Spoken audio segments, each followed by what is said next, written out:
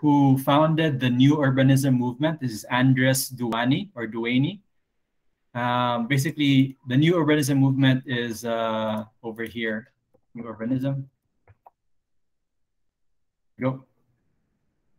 They basically try to categorize different sections of a city and to make it more human size, more human scale, more friendly to walking, etc. All that like good stuff, like active streets, people buying in storefronts, local community empowerment, and just having people communicate with each other, which is really the challenge of COVID-19 because we're encouraged to stay indoors. Okay, anyway, let's go back. 15-minute city. So the idea is everything within 15 minutes. And the key thing here is that you have to limit the mode of transportation. So it's not 15-minute by car, but the most is 15-minute by bicycle. Why the bicycle? Because the maximum speed of the bicycle is probably like 20 kilometers per hour, maybe even like 15. The idea is it's slow, it's safe, and you can what they call this, communicate with the people on the street, and it's also more sustainable than the car because it uses less road space because the bicycle is smaller than the car, probably in the same sort of silhouette of the car, like plan. If you look at a plan view, you can fit like 4 bicycles in a car space, basically.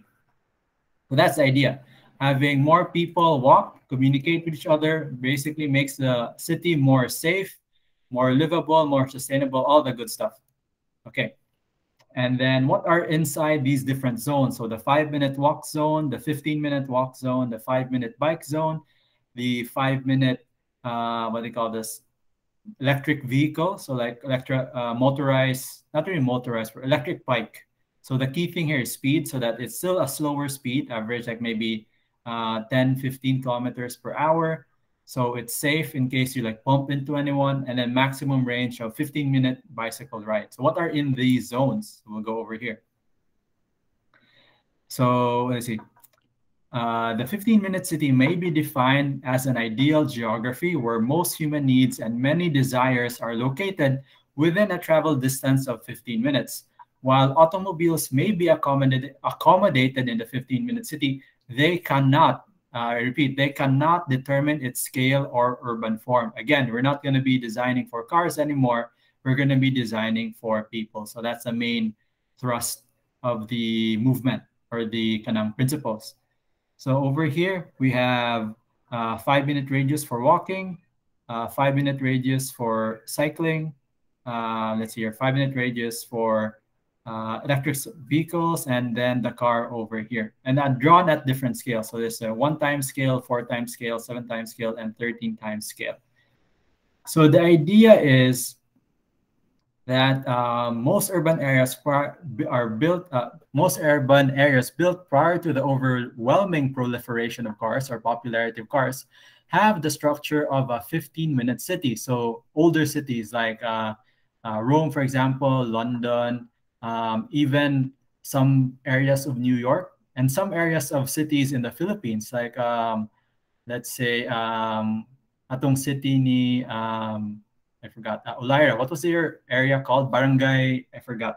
Jimenez? Jimenez. Yes, Jimenez. Yes, okay. So these older cities are actually, this 15-minute city principle is actually built into these older cities. So restoring the goal may be relatively easy, depending on how much damage was done due to urban renewal in city highways, disinvestment, and loss in population. So what is the positive implications? It is the 15-minute city paradigm or like principle is more socially equitable. So those without car can easily access all their needs. The area is small enough that measuring diversity and balance produces a useful indicator. So meaning more kinds of people living in a compact area. The need for transportation is minimized, meaning vehicles. Human power transportation, which improves the health and well-being because like exercise, and a convenient location of services accessible by multiple modes, which saves time and improves quality of life. So I'll just go here to different levels. So basically there are 3 levels of service or levels of sheds as they call it. In the 5-minute walk shed, which is a quarter mile, or 0.4 kilometers. The center from center to edge of this like hypothetical radius indicates the individual neighborhood. So each quarter mile, or again 0.4 kilometers, must have ordinary daily needs, a range of housing types, and a center, generally a public square or main street, with minimal mixed use. So this public square needs to be designed as well. So this could be an opportunity for landscape architects to design a public square, not necessarily with vegetation, but large enough to serve a community of about 2,600 people. So this is like the estimate or the guideline of how many people would live in a 5-minute walk shed. The next level of shed is the 15-minute walk shed, which is 3/4 of a mile, or about 1.2 kilometers. So from the center to the edge. So within this like shed should be a full mix of uses, including a grocery store, pharmacy, general merchandise, and public schools. Larger parks that serve multiple neighborhoods will be found here. We have a question. Let's see. Sorry, I would like to regard emergency. Oh, okay, no problem. It's being recorded. Okay, so just watch the VOD later. Let's see here. Okay, so where were we? Large parks that serve multiple neighborhoods will be found here, in addition to larger employers, but not necessarily the region's biggest. So like low to medium density, what they call this, commercial areas like malls or parks, medium density park, if there is such a thing. So this shed, similar to the 5-minute bicycle shed, and the bicycle can be used to transport purchased goods. This shed provides for weekly and daily needs. The population, notice, is now almost 10 times more at 23,000 people. So if you create a radius of 1.2 kilometers, that should fit in like 20,000 people. So just like a quick check, let me go to Cebu City, create a 1.2 kilometer radius. Let's say here in Ayala. I'm going to put Ayala as the center. Measure distance, get 1.2 kilometers. So 1.2 about here. So we switch to satellite. We zoom out a bit. We turn off the labels. Turn off the labels. So notice that that is encompassing Barangay Luz over here, a bit of the, what they call this area over, I'm not sure what the name is, turn off the labels, but you can see the amount of rooftops that fit within a 20 kilometer, not 20, 1.2 kilometer radius, which is kind of like this big. Actually, let me just draw it. Delete your measurement. Create measurement. Measure distance here to here. Oops. Measurement. Let me try it again. Measure distance from here to here. 600. Ah, crap. Keeps making new ones.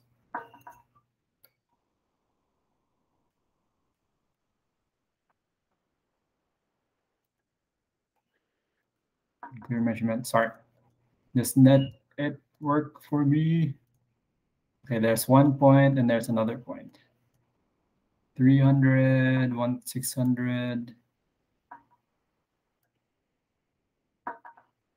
1.2 kilometers, something like that.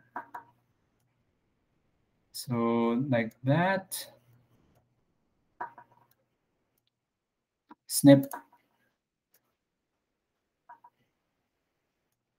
Actually need to be a bit bigger. Save 1.2 kilometers. Downloads, refresh, open with, push up.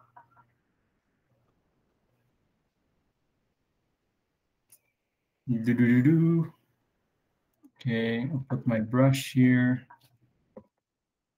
Basically everything within this area. So it's kind of like that.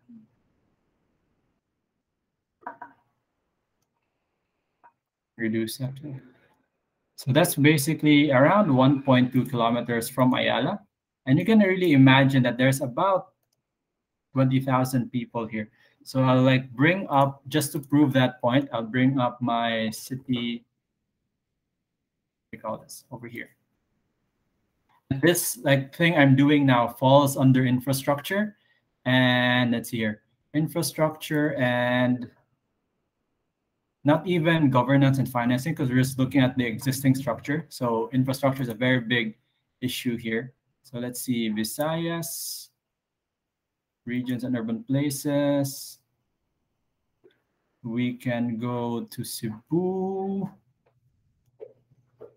Cebu City. Where's the Cebu City thing? Provinces, municipal division. Okay. Show me Cebu. City dev population division, Cebu City. Here we go. No, wrong one.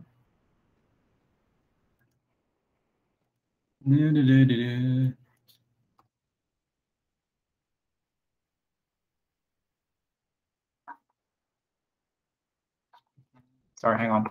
City population.be.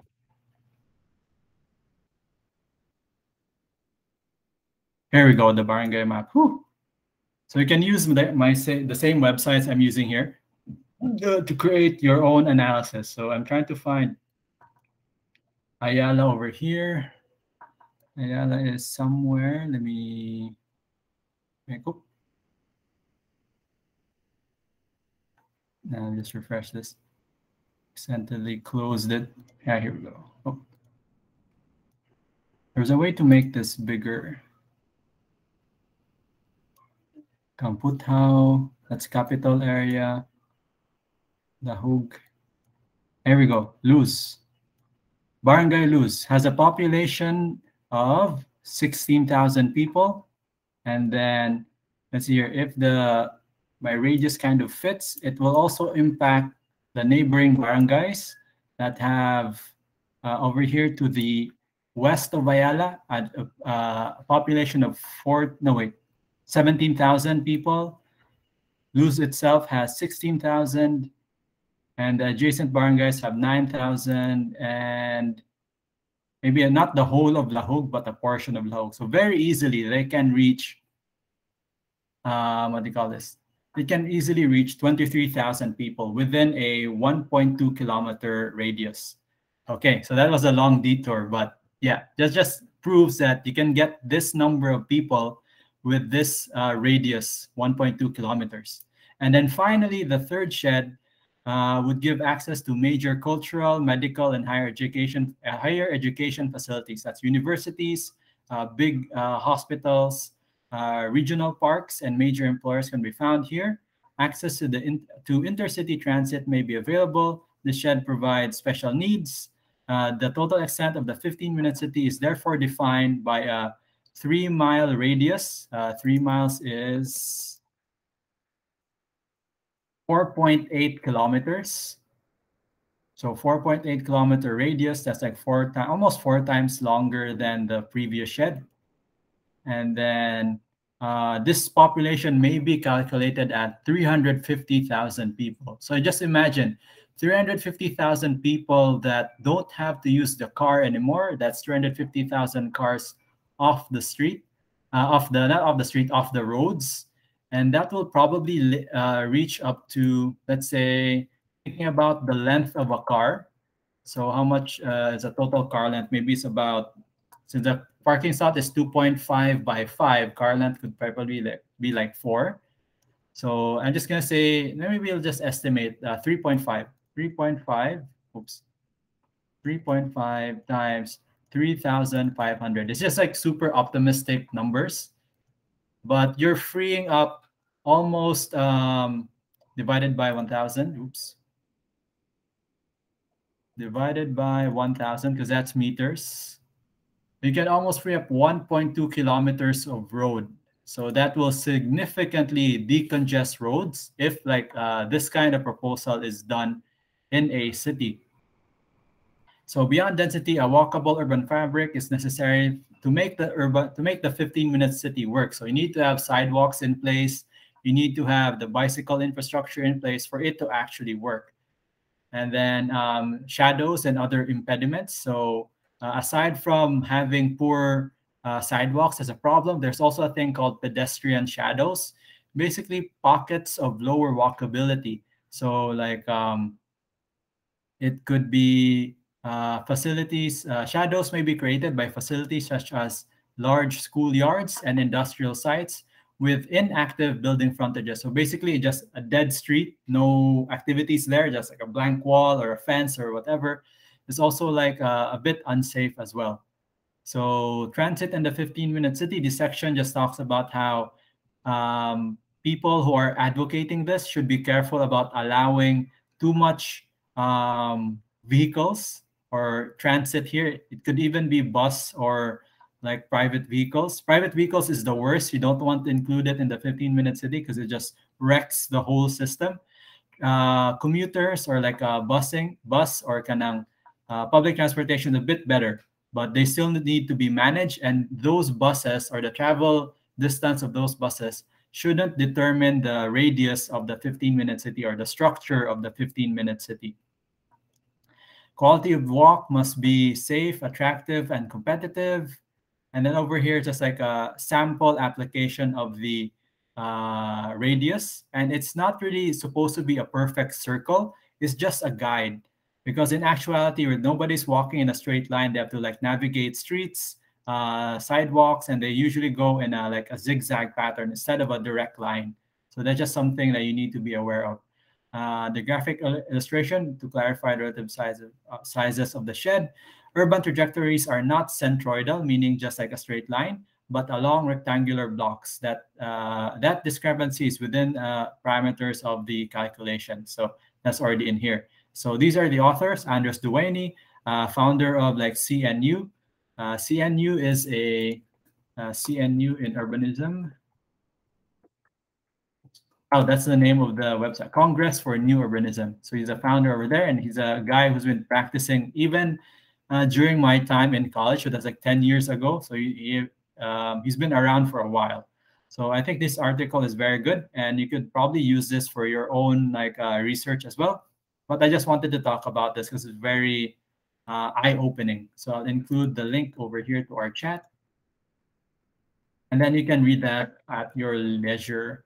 So going back to our assignment over here, for the 15-minute city proposal, this is a very big proposal, like not really nation, but a city-wide proposal. I think the biggest problem or the biggest issue, just for me personally, would still be is a tie, I think a tie between infrastructure and governance and financing. Depending on your location, if you have good infrastructure, then governance would be your high priority. But if you have bad infrastructure, then I think more than anything else, if there are no existing sidewalks, no existing bicycle lanes, the key thing here is to really put the infrastructure there first, or have the proposals for the infrastructure there, and then get the government to approve it. So it's a tie between these two factors for a proposal that's something like the 15-minute city. Although your proposals might be smaller, but I just wanted to discuss that, so like to show that this kind of like analysis is basically applicable at any kind of scale. So really, once you have the process, once you know about the different urban issues, this will like help you with any kind of proposal that you might have currently or will have in the future. So yeah, that's basically it. I guess I'll stop presenting here. Stop recording, stop recording.